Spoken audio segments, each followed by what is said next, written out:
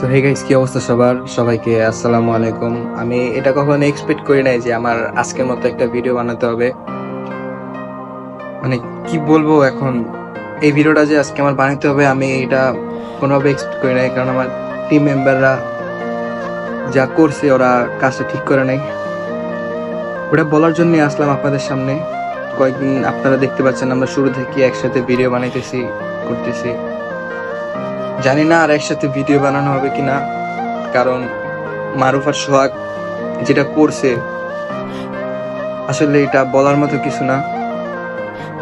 কারণ মানে কি বলবো, আপনারা কয়েকদিন যাবত আমরা শুট মুট করতে পারতেছি না। মানে ওরা দুইজন যে কাজটা করছে সেটার জন্য মানে ওদের সাথে আমরা কিভাবে যে যে ভিডিও করব, এটা কি বলবো বলেন। মারুফ আর সোহাগ যে কাজটা করছে, ওয়েট, নেগেটিভ কিছু ভাববেন না, ওরা মারা যায় নাই আসলে, এমন কিছু না। মারুফ হইলো গেছে দেশে, আর সোহাগ হইলো নারীর নেশে আসক্ত।